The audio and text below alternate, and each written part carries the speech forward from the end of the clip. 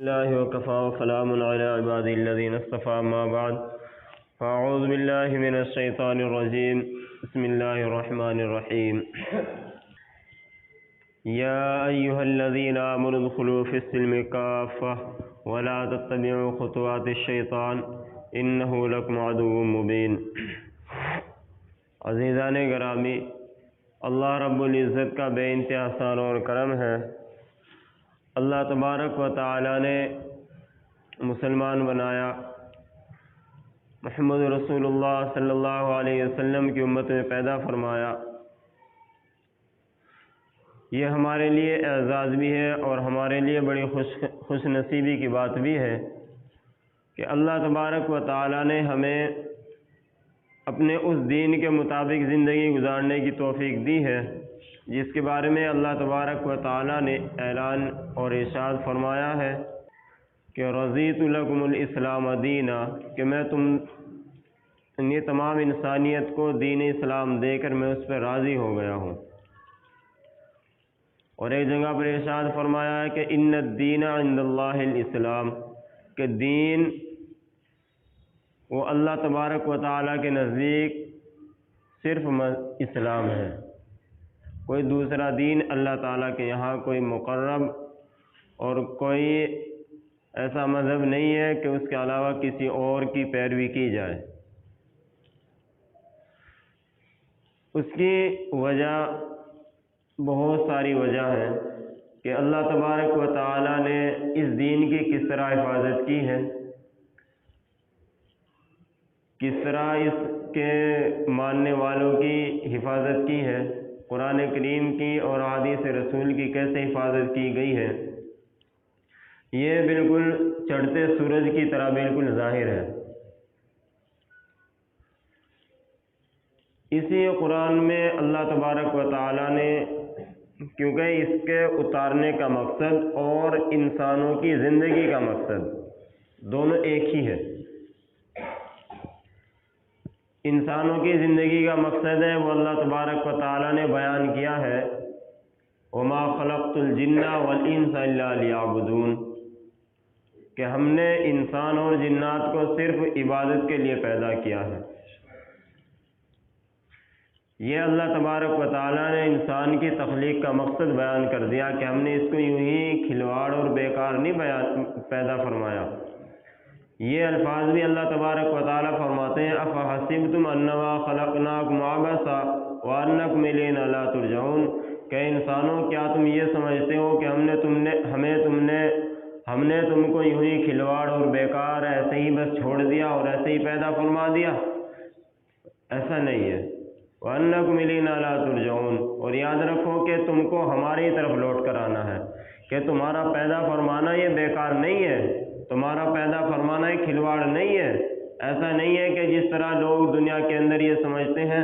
کہ بس وہ زندگی گزار رہے ہیں، رات ہو رہی ہے، دن ہو رہی ہے، سورج نکل رہا ہے، چاند نکل رہا ہے، ستارے آ رہے ہیں، ہوائیں چل رہی ہے اور بارش ہو رہی ہے، کہ بس یہ خود بخود ہو رہا ہے کہ ہم بھی جو ہے پیدا ہوئے، جوان ہوئے، بڑھاپا آیا اور ہماری زندگی ختم ہو گئی۔ ایسا نہیں ہے، یہ ایک نظام کے تحت ہے، یہ پورا نظام ہے جس کی باغڈور اللہ تبارک و تعالیٰ نے اپنے ہاتھ میں رکھی ہے، اپنے قبضہ قدرت میں رکھی ہے، اور اسی کو اللہ تعالیٰ فرماتے ہیں تم یہ نہ سمجھو کہ تمہیں ایسے ہی کھلواڑ بیکار پیدا فرما دیا، وَأَنَّكُمْ إِلَيْنَا لَا تُرْجَعُونَ، کہ تم کو ہماری طرف لوٹ کر آنا ہے۔ اللہ تعالیٰ فرما رہے ہیں کہ تمہیں ہماری طرف لوٹ کر آنا ہے،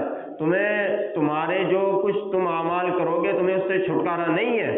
تمہیں زندگی گزارنی ہے تو رسول اللہ کے طریقے کے مطابق ہی گزارو۔ تمہیں دنیا کے اندر احکامات اگر چاہیے تو وہ قرآن کریم اٹھا کے اللہ تبارک و تعالیٰ کے احکامات کے مطابق زندگی گزارو، یہ اللہ تبارک و تعالیٰ کا صاف اعلان ہے۔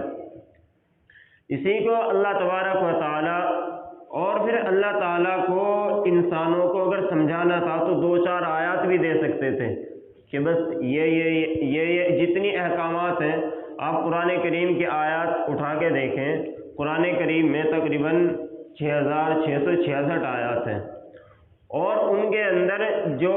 احکامات والی آیات ہیں کہ نمازیں پڑھو، روزے رکھو، زکوٰۃ ادا کرو، اور میدان جنگ کے جو احکامات ہیں، گھر کے جو احکامات ہیں، وہ آیات صرف 1000 ہیں. وہ آیات کتنی ہیں؟ صرف وہ 1000 آیات ہیں پورے قرآن میں. باقی 5666 آیات ان کے اندر ہے کیا؟ ان کے اندر کچھ تو یہ ہے کہ انہیں احکام کو بار بار کبھی اس طرح سے سمجھایا گیا ہے، کبھی دوسری مثالوں سے مثالیں دے کر سمجھایا گیا ہے، کبھی لوگوں کی نافرمانیاں دکھائی گئی ہیں کہ لوگوں نے ایسا ایسا کام کیا تھا تو ان لوگوں پر کیسے عذابات ہوئے ہیں. ان کو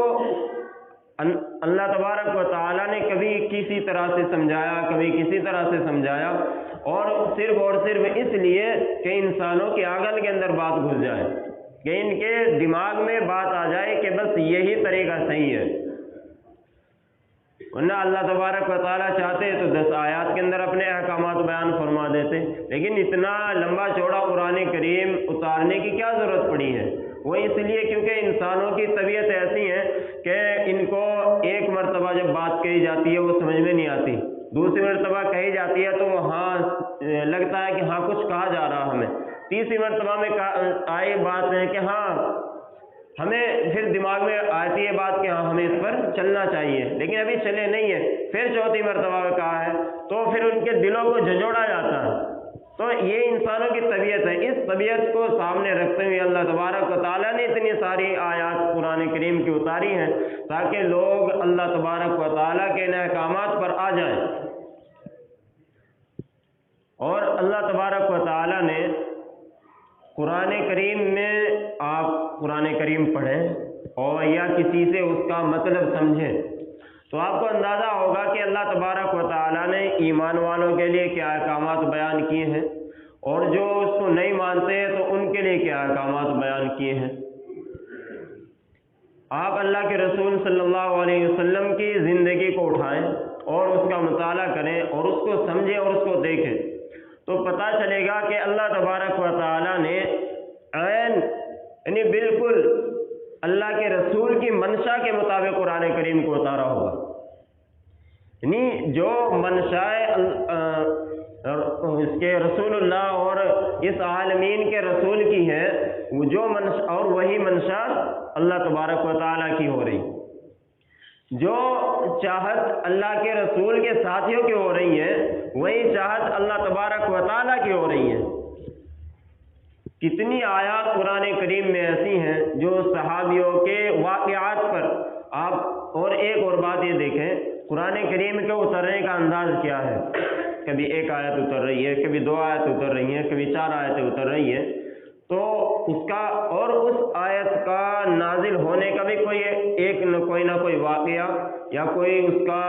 ضرور کوئی بات ایسی پیش آتی ہے کہ قرآن کریم نازل ہوتا ہے. حالانکہ اللہ تبارک و تعالیٰ کے علم میں سب کچھ پہلے سے ہے کہ ایسا واقعہ ہوگا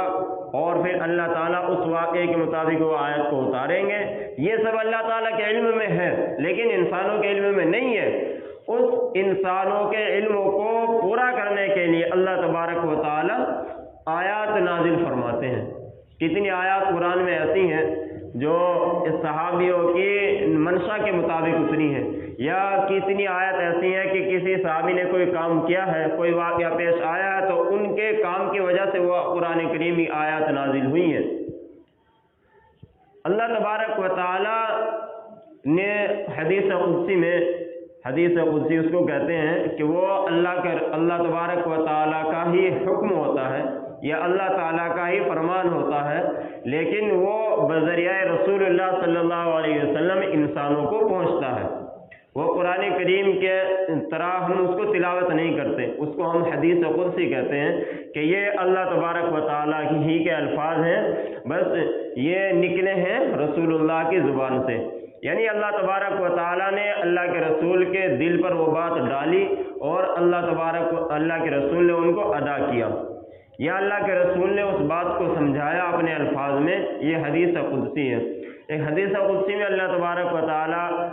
فرماتے ہیں کہ اللہ کے رسول نے ارشاد فرمایا ہے کہ میں بندوں کے ساتھ ویسا ہی معاملہ کرتا ہوں جیسا کہ بندے میرے بارے میں خیال رکھتے ہیں. انسان اللہ تبارک و تعالیٰ کے بارے میں کیا خیال رکھتا ہے یا اپنے معبود کے اپنے خالق کے بارے میں کیا خیال رکھتا ہے تو اسی کے مطابق اللہ تبارک و تعالی اس کے معاملات کرتے ہیں اور اس کے ساتھ ہی وہی فیصلے ہوتے ہیں۔ اللہ تبارک و تعالی نے جو ابھی آیت میں نے آپ کے سامنے تلاوت کی ہے کہ ایمان والو مکمل اسلام کے اندر داخل ہو جاؤ۔ آپ اس سے اندازہ لگائیں کہ قرآن کریم کن پر نازل ہو رہا ہے؟ محمد رسول اللہ صلی اللہ علیہ وسلم پر، اور سامنے جماعت کیسی ہے؟ صحابہ کرام کی، جو انبیاء کرام کے بعد کائنات میں آنے والی تمام دنیا تو سب سے معزز و مکرم جماعت ہے۔ اللہ کے رسول نے خود ارشاد فرمایا ہے خیر القرون قرنی ثم الذین یلونہم ثم الذین یلونہم، کہ میرا جو زمانہ ہے وہ خیر القرون ہے، کہ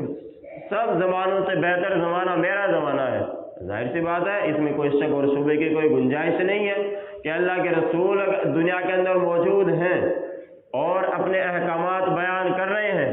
قرآن کریم نازل ہو رہا ہے، اللہ کے رسول اپنی آنی سے بیان کر رہے ہیں، اس پر عمل کر کے دکھا رہے ہیں لوگوں کو، تو اس سے بہتر کوئی زمانہ نہیں ہو سکتا۔ پھر فرمایا ثم الذین یلونہم، پھر ان لوگوں کا زمانہ جو میرے بعد والے ہیں۔ تو اللہ کے رسول کے بعد والے جو لوگ ہیں وہ کون لوگ ہیں؟ وہ صحابہ کرام ہیں،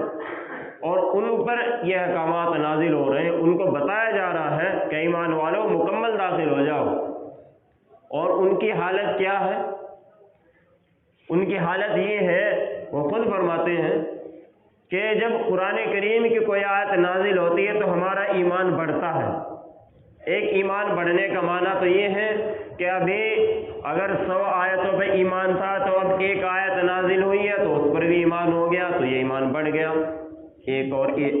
اور حکم کا اضافہ ہو گیا تو اس پر ایمان بڑھ گیا۔ اور ایک ایمان یہ ہے کہ ابھی ہمیں صرف 4 احکامات پر عمل کرنا تھا، اب کوئی ایک نیا حکم نازل ہو گیا تو ہم اس پر بھی عمل کرنے لگے، تو ایک ایمان کا بڑھنا یہ ہے۔ ایک ایمان تو انسان کا، اب ہمارا ایمان اس طرح سے تو نہیں بڑھ سکتا کہ اب ایک حکم نازل ہوگا اب دوسرا حکم نازل ہوگا، کیونکہ احکامات جتنے نازل ہونے تھے وہ تو ہو چکے، اب تو صرف اعمال کے اعتبار سے عمل میں کمی اور زیادتی ہو سکتی ہے، اسی کو ہم بڑھنا کہہ سکتے ہیں، اسی کو ہم کم کہہ سکتے ہیں۔ ہمارا ایمان اگر ہم دیکھیں کیفیت کے اعتبار سے وہ کبھی گھٹتا اور کبھی بڑھتا ہے۔ کیفیت ایمان کی یہ ہے کہ کسی آدمی نے، کسی بزرگ نے کسی انسان کو نصیحت کی ہے اور یہ کہا کہ تم یہ عمل کرو، نمازیں پڑھو، روزے رکھو، زکوٰۃ دو، یعنی کہ مذہب اسلام کا جو ارکان اسلام ہے یا اس کے علاوہ جو اور احکامات ہیں ان پر عمل کرنے کی نصیحت کی، تو انسان نے اس پر عمل کرنا شروع کر دیا، تو یہ اس کا ایمان کا بڑھنا ہے، یہ کیفیت ہے ایمان کی اور وہ ظاہر ہو رہی ہے۔ اور ایمان کی ایک کمیت ہے کہ ایمان اپنی ایک سطح پہ ہے، جیسا اللہ تبارک و تعالیٰ نے بیان کر دیا کہ مجھے مانو، اللہ تعالیٰ کی عبادت کرو، مجھے سے مانگو، میرے علاوہ کسی سے نہ مانگو، اور اللہ کے رسول کی رسالت کو مانو، اللہ کے رسول کو آخری نبی ہونا مانو، اللہ کے رسول کے بعد کوئی نیا نبی پیدا نہیں ہوگا یہ بات مانو، قرآن کریم اللہ تبارک و تعالیٰ کی کتاب ہے یہ مانو،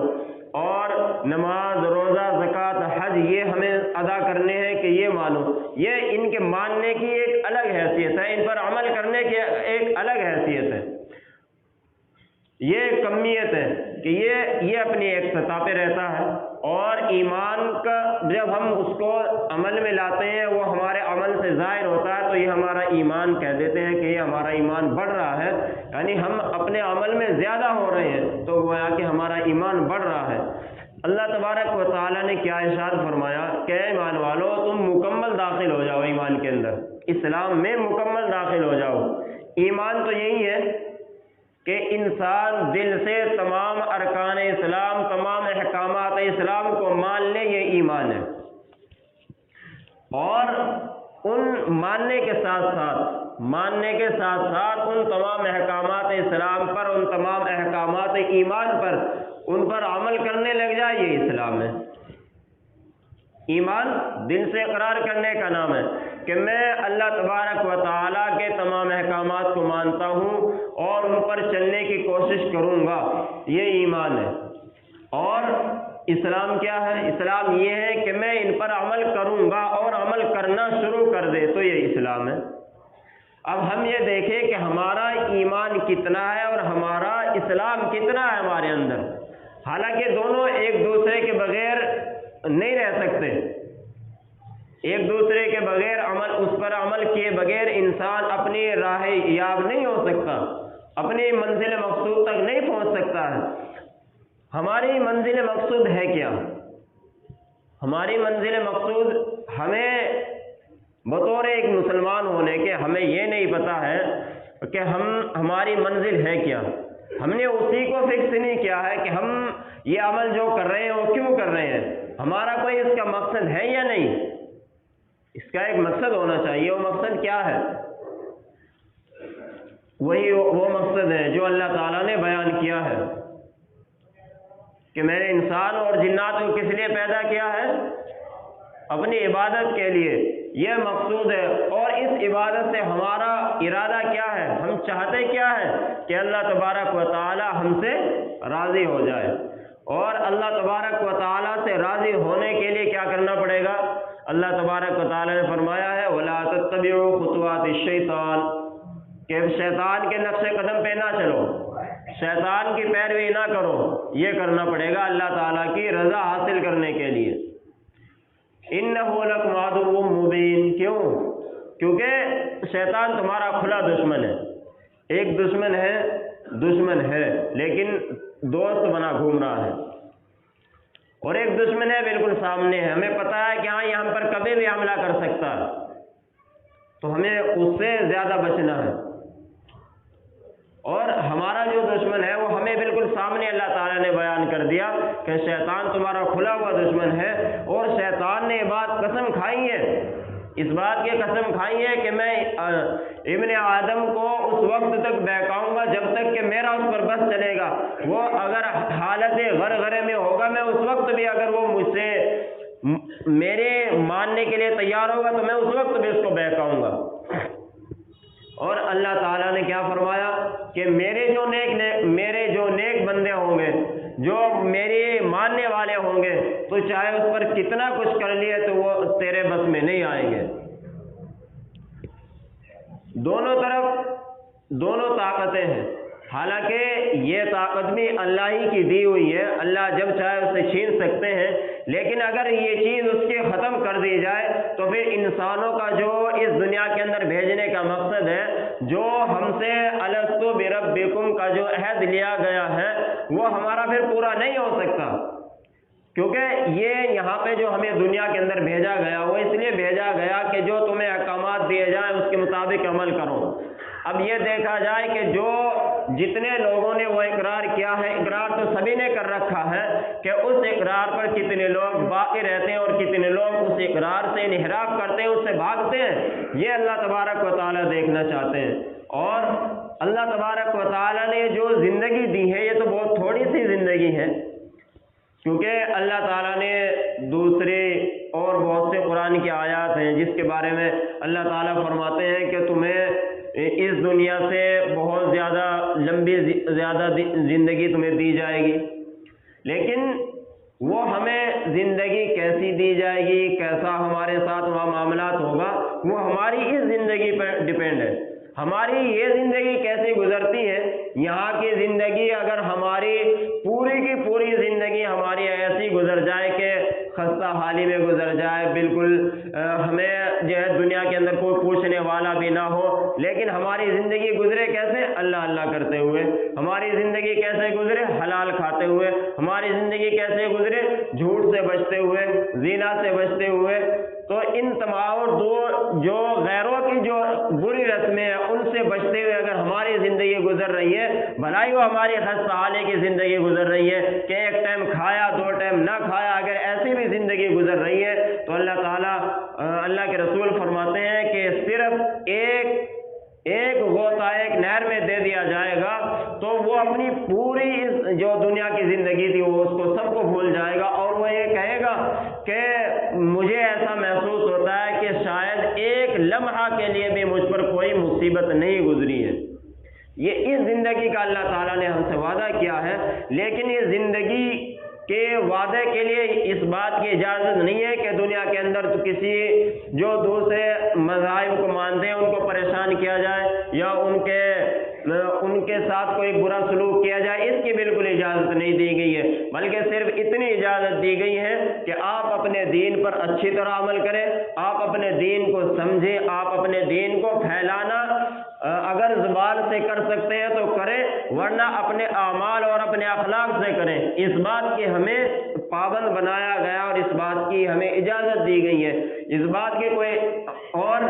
دین کے اندر اور شریعت کے اندر اس بات کی کوئی گنجائش نہیں ہے کہ دوسرے کے رسم و رواج کو اپنے اندر لایا جائے۔ یہ اللہ کے رسول خود فرماتے ہیں کہ میں آلات مزامیر اور اس دنیا کے اندر رسم و رواج کو ختم کرنے کے لیے لایا گیا ہوں، اور میں اس کے اندر جو بھیجا گیا ہوں وہ صرف آلات مزامیر یعنی جو ناچ گانے کے جو آلات ہیں میں ان کو توڑنے کے لیے بھیجا گیا ہوں، میں ان کو ختم کرنے کے لیے بھیجا گیا ہوں، میں اچھے اخلاق کی تکمیل کے لیے بھیجا گیا ہوں۔ اور ہم اپنی حالت دیکھیں کہ ہم آلات مزامیر کے اندر کتنے ملوث ہیں، کتنا ہم ان کا استعمال کرتے ہیں، اور کتنا ہم اپنے اللہ کے رسول صلی اللہ علیہ وسلم کے احکامات پر اور ان کی سنتوں پر کتنا عمل کرتے ہیں، یہ ہم اپنے آپ کو خود اس کسوٹی پر پرکھ سکتے ہیں۔ ہم دیکھ سکتے ہیں کہ ہمارے اعمال وہ اعمال ہیں یا نہیں کہ جس سے ہم چاہتے ہیں کہ ہم پہلے مرحلے میں ہماری بخشش ہو جائے، ہم چاہتے ہیں کہ ہم ہر محاذ پر کامیاب ہو جائیں، لیکن اس کے لیے ہمیں اللہ کے رسول کی زندگی پر آنا پڑے گا، اور اگر ہم اس پر نہیں آ سکتے ہیں تو ہم اس بات کے بھی حقدار نہیں ہیں پھر ہم یہ کہیں کہ ہم بالکل پکے سچے مسلمان ہیں۔ ہم اپنے گربانوں کے اندر، اپنے دلوں کے اندر جھانک کر دیکھیں کہ ہمارے اندر کتنا ایمان ہے اور کتنا اسلام ہے، ہم اس پر ہم دیکھیں کہ ہم نے کتنا اس ایمان پر عمل کیا ہے اور کتنا اپنے اسلام کو ہم نے اپنے اعمال سے ظاہر کیا ہے، وہ ہم دیکھیں کہ ہمارے ایمان کے اور ہمارے اسلام کی کیفیت کیا ہے، ہمیں اس پر غور کرنا ہے، اور اگر یہ غور کرنا پڑے گا بطور اسلام، بطور مسلمان کرنا پڑے گا۔ اگر ایسا نہیں کرو گے تو پھر اللہ تعالیٰ کسی اور قوم کو لائے گا، وہ اس پر غور بھی کرے گی، وہ اس پر کھوج بھی کرے گی، وہ اس پر عمل بھی کرے گی۔ اللہ تعالیٰ فرماتے ہیں کہ مجھے وہ بندے بڑے پسند ہیں جو گناہ کرتے ہیں پھر توبہ کرتے ہیں، گناہ کرتے ہیں توبہ کرتے ہیں، لیکن توبہ کرنے کے بعد ارادہ نہ ہو گناہ کرنے کا، ہو جائے تو الگ بات ہے، بے اختیاری میں گناہ ہو جائے الگ بات ہے، لیکن ارادتاً کوئی گناہ نہ کیا جائے، اگر ہو جائے تو پھر اللہ تعالیٰ سے توبہ کریں۔ لیکن یہ توبہ کی توفیق بھی اسی کو ملتی ہے جس کو اللہ تبارک و تعالیٰ توفیق دیتے ہیں، اور توفیق اللہ تعالیٰ اس کو دیتے ہیں جس کے دل کے اندر یہ بات ہو کہ میں اب کوئی مذہب اسلام کے خلاف کوئی عمل نہیں کروں گا، اور اس کے دل کے اندر یہ بات ہے تو اس کو توبہ کی توفیق بھی ملے گی، اور اگر اس سے گناہ ہو جائے پھر توبہ کرے، کیونکہ اللہ تعالیٰ فرماتے ہیں کہ میرا بندہ مجھے رب مانتا ہے اور مجھے رب مان کر اس لیے مجھ سے کیا کرتا ہے، توبہ کرتا ہے دوبارہ سے، اور اس بندے سے اللہ تعالیٰ خوش ہوتے ہیں۔ لیکن اللہ تعالیٰ ایک جگہ پر ارشاد فرماتے ہیں وَلَمْ يُصِرُّوا عَلَىٰ مَا فَعَلُوا، کہ جو تم کرتے ہو برا کام اس پر ڈٹو نہیں، اس پر ڈٹو نہیں، ہاں تم سے ہو گیا تو تم توبہ کر لو، دوبارہ تمہیں اس کام کا اور اس برائی کے انجام دینے کا تمہارے دل کے اندر خدشہ خیال تک نہ ہو، پھر تمہیں اللہ تعالیٰ دوبارہ ایک نئی زندگی دے گا، اور اس نئی زندگی میں تم اللہ تبارک و تعالیٰ کے احکامات پر عمل کرنے کی پوری کوشش کرو، پھر کوئی چھوٹ جائے تو پھر توبہ کر لے، اور اللہ تبارک و تعالیٰ ہمیں دین کی صحیح سمجھ عطا فرمائے، تمام رسم و رواج سے اللہ تعالیٰ ہماری حفاظت فرمائے۔